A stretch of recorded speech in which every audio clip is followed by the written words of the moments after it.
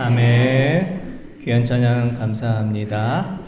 오늘 또 솔로 해주신 송영은 집사님 또 수고하셨습니다. 그의 빛 안에 살면 갈 길 인도하시리. 주에는 내 일생을 지키시리. 주님의 빛 안에 살아갈 때 주님께서 우리의 길을 인도하여 주시고 우리의 일생을 지켜주시는 이 복된 삶을 살아가시길 원합니다. 부활절이 지나고 5월 17일 성령 강림절까지 우리는 기쁨의 50일이라는 절기를 보내고 있습니다. 기쁨의 50일이라는 절기는 주님의 부활을 기뻐하고 또 감사하며 성령 강림절을 기다리는 절기입니다. 기쁨의 50일의 절기 동안 성령의 열매를 풍성하게 맺으시기를 원합니다. 오늘 함께 읽으신 갈라디아서 5장 말씀에는 성령의 9가지 열매가 나옵니다. 오늘부터 성령 강림절까지 성령의 9가지 열매를 주제로 말씀의 은혜를 나누고자 합니다. 오늘은 첫 시간으로 우리가 성령의 열매를 맺기 위해서 무엇부터 시작해야 되는가를 먼저 생각해 보고자 합니다. 주님께서는 산상수훈의 말씀을 통해서 못된 열매를 맺는 좋은 나무가 없고 또 좋은 열매를 맺는 못된 나무도 없다, 이렇게 말씀하셨습니다. 마태복음 6장 43절 말씀 한번 보겠습니다. 못된 열매 맺는 좋은 나무가 없고 또 좋은 열매 맺는 못된 나무가 없느니라. 아멘. 좋은 나무는 좋은 열매를 맺고 또 못된 나무는 또 못된 열매를 맺는 것, 어떻게 보면 너무나 당연한 말씀 같지만 우리의 신앙생활에서 매우 중요한 의미를 가집니다. 우리가 믿음 생활하면서 우리의 삶 속에서 좋은 열매를 풍성하게 맺기를 원한다면 우리가 먼저 좋은 나무가 되어야 합니다. 우리가 우리의 삶 속에서 성령의 풍성한 열매를 맺기를 원한다면 우리가 먼저 성령 충만한 사람이 되어야 합니다. 이 시간 준비된 영상을 함께 보시면서 우리가 주님 안에서 풍성한 열매를 맺기 위해서 우리는 어떻게 살아가야 할지를 다시 한번 또 생각해 보는 시간 갖기를 원합니다.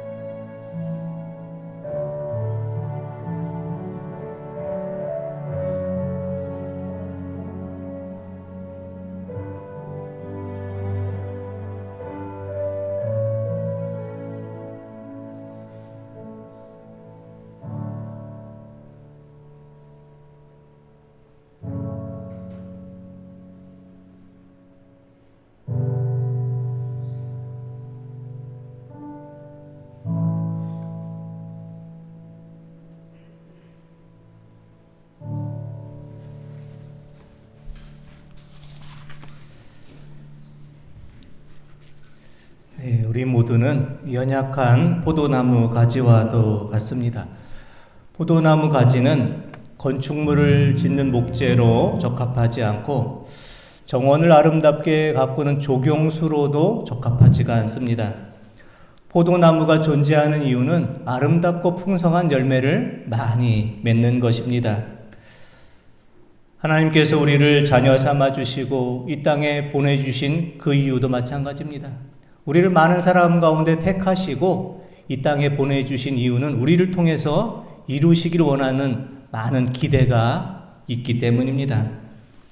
하나님께서는 우리가 이 땅에서 성령의 풍성한 열매를 맺으며 하나님과 동행하며 참으로 복된 삶을 살아가기를 원하고 기대하십니다. 그렇다면 우리는 성령의 열매를 풍성하게 맺기 위해서 어떤 삶을 살아가야 하겠습니까?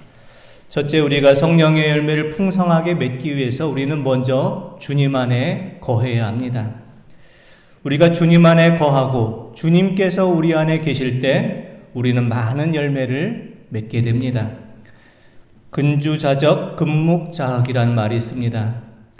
근주자적 금묵자학이라는 말은 주사라는 붉은색의 약재를 가까이 하게 되면 붉게 되고 먹을 가까이 하게 되면 검게 된다는 말입니다. 무엇을 우리가 가까이 하며 사느냐에 따라서 가까이 한 것에 영향을 받게 되어 있습니다. 사람과 사람과의 관계에 있어서도 우리가 누구를 가까이 하며 살아가느냐가 중요하지만 신앙의 세계에 있어서 무엇을 가까이 하느냐가 중요합니다. 우리가 주님 안에 거하고 주님께서 우리 안에 계실 때 우리는 많은 열매를 맺을 수가 있습니다. 그렇다면 우리가 주님 안에 거한다는 말씀은 무엇을 의미할까요? 요한복음 15장 4절의 말씀을 함께 보겠습니다. 내 안에 거하라. 나도 너희 안에 거하리라. 가지가 포도나무에 붙어있지 아니하면 스스로 열매를 맺을 수 없음같이 너희도 내 안에 있지 아니하면 그러하리라. 아멘.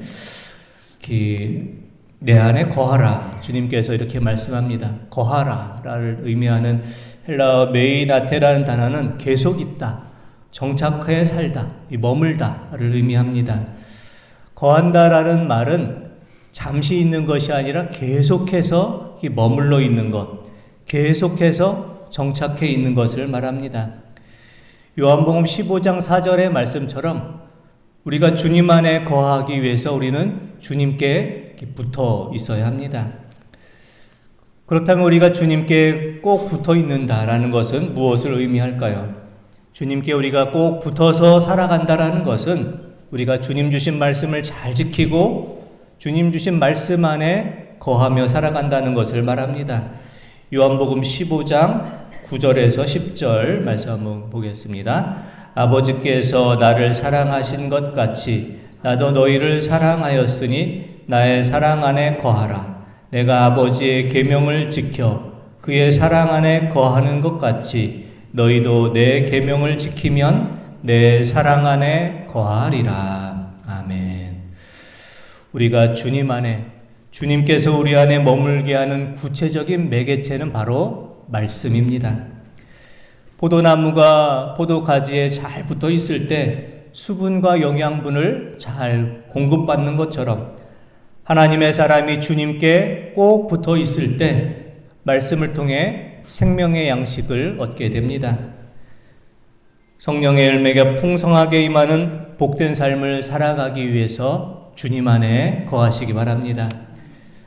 주님의 안에 거하기 위해 주님께 꼭 붙어 있고 주님과 늘 동행하며 살아가며 주님께서 주신 계명의 말씀을 잘 지켜 행하심으로 성령의 열매를 풍성하게 맺는 복된 삶을 살아가시길 원합니다. 둘째, 우리가 성령의 열매를 풍성하게 맺기 위해서는 우리가 하나님의 성품을 회복해야 합니다. 요즘 젊은이들을 MZ세대 이렇게 부릅니다. MZ세대. 저도 MZ세대 많이 들어봐서 MZ세대가 무슨 세대인가 들어보니까요. MZ세대는 밀레니엄 세대와 Z세대를 함께 부르는 용어라며 하면서요. 1980년대 초반부터 1990년 중반까지, 그리고 1990년대 중반부터 2000년대 초반까지 태어난 사람들을 말한다고 합니다. MZ세대들은 서로를 만났을 때, 서로를 소개할 때 MBTI 성격 유형으로 자신을 소개합니다. 나는 MBTI 무슨 형입니다. 이렇게 소개를 합니다. MBTI라는 그 성격 유형 검사는 캐서린 쿡 브릭스와 캐서린의 딸 이자벨 브릭스 마이어스가 칼 융의 초기 분석 심리학을 모델을 바탕으로 사람의 성격을 16가지 성격 유형으로 구분한 것을 말한다고 합니다. 참고로 저는 INFJ 이렇게 성격이 됩니다. 우리의 성격을 이렇게 여러 가지로 구분할 수 있지만 우리 모두에게는 공통적인 성격, 성품이 있습니다.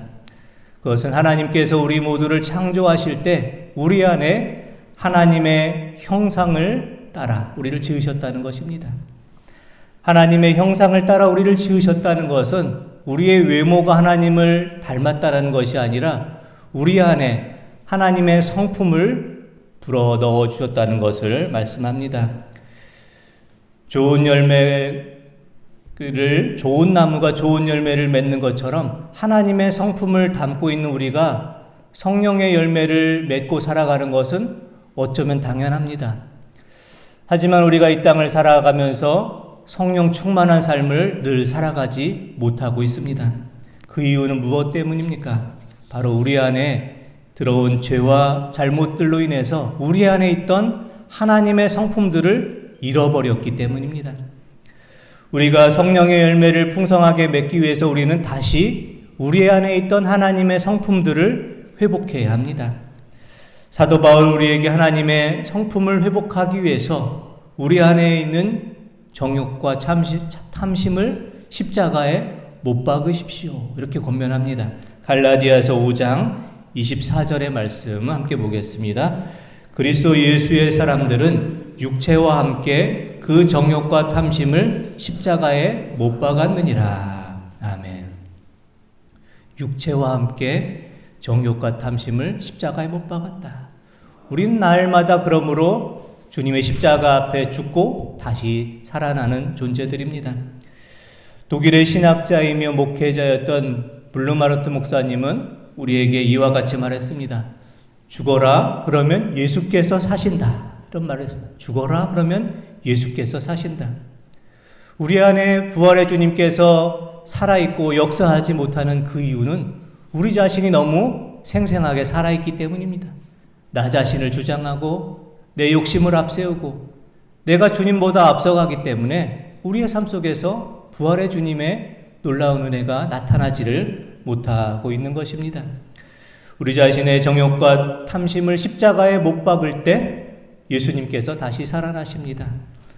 우리 자신의 정욕과 탐심을 십자가에 못 박을 때 우리는 다시 부활하신 주님을 만날 수가 있습니다. 우리 안에 있는 죄와 잘못, 교만과 위선, 욕심과 자랑을 모두 십자가에 못 박고 다시 하나님의 성품을 회복하여 성령의 열매를 풍성하게 맺으시는 우리 성도님들 되시기를 원합니다. 셋째, 우리가 성령의 열매를 풍성하게 맺기 위해서는 성령의 것을 많이 심어야 합니다. 갈라디아서 6장 7절에서 9절의 말씀 한번 보겠습니다. 스스로 속이지 말라. 하나님은 업신여김을 받지 아니하시나니 사람이 무엇으로 심든지 그대로 거두리라. 자기의 육체를 위하여 심는 자는 육체로부터 썩어질 것을 거두고 성령을 위하여 심는 자는 성령으로부터 영생을 거두리라. 우리가 선을 행하되 낙심하지 말지니 포기하지 아니하면 때가 이름에 거두리라. 아멘. 우리가 무엇을 심든지 심는 대로 거두게 됩니다.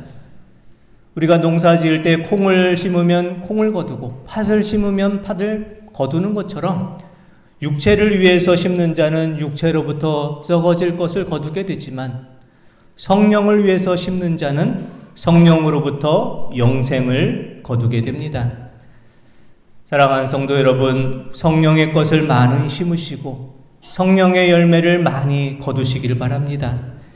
기도를 많이 심으시고 기도의 열매를 많이 받으시길 바랍니다.